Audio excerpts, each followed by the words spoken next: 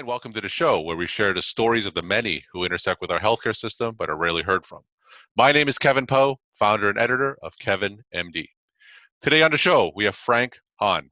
He is a cardiology fellow about to graduate from a hospital program in Mississippi, and he wrote the KevinMD article, A Journey Through Time with a Very Modern Foe. Frank, welcome to the show. Thank you for having me.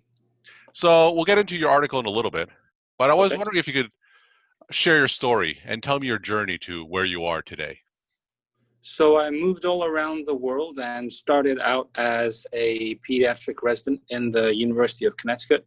Got interested in cardiology because that was the subject that I enjoyed the most in residency, and then became first a pediatric cardiology fellow and then an adult congenital fellow. Wonderful. And how are things with the pandemic? How is it affecting you and your practice? Our hospital initially closed down most elective procedures and has been filling up at a pretty rapid clip with coronavirus patients. However, now the volume of coronavirus inside the hospital has slowed down a little bit, and we're trying to get back to the normal operations. All right. So let's get into your KevinMD article. And I love the narrative medicine approach that you took to COVID-19. So I'm going to start by reading an excerpt. You write, "Come with me on this journey, this very ancient journey, to experience the age-old story of a very modern foe. This foe is invisible. It is neither living nor dead. You cannot smell it, and you cannot taste it. While it is not alive, it can become alive with a flick of the right kind of switch. While it is not dead, it can masquerade as the dead until the perfect moment. This is the journey of the 2019 novel Coronavirus." I thought that was very poetic. I was wondering if you could tell me the story behind your article and why you decided to write it. So I noticed while looking at articles that there's a pretty strong anti-science sentiment in the web, and I've seen a little bit of it in our patients. So my motivation was to kind of gently guide the viewing public and patients towards a more science literacy using something that's palatable and not a just boring journal article. And do you have a history of writing stories, and do you use storytelling as part of your approach when you try to educate patients? I try to do that with my patients, but I've never written any story published anywhere. So this would be my first published All piece. right. Fantastic. And I think that this is one of the issues that we're dealing with, especially as states are reopening. I think there's a lot of anti-science sentiment. Masks themselves have become politicized.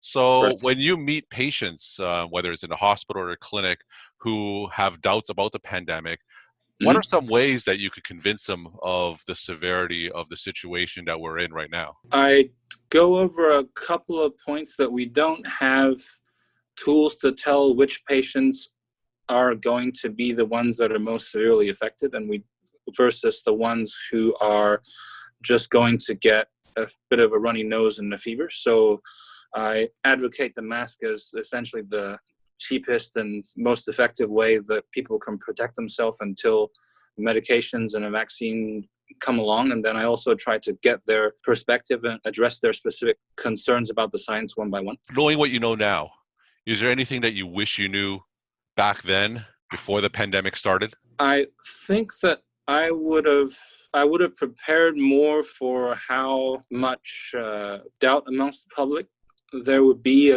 in regards to the public health response, and try to be a little bit more aware of that perspective. No, I think that's absolutely true. I think that especially now with social media, right? People get a lot of their information on Facebook and Twitter, and there's a lot of bad advice that's out there, and that advice is being disseminated. And one of the responsibilities I think that we have as physicians, especially on social media like Facebook, Twitter, and blogs, is really to try to disseminate accurate information and to call out information that's clearly wrong. One of the things that I've noticed as well is that the science is evolving so rapidly, because what is right a few months ago may not be right today. And I think that not only scientists and doctors, but the public is having a hard time grasping that as well. All right, so let's take a step back. Tell me something that you've been curious about, or tell me something that you've been passionate about for over the last few months.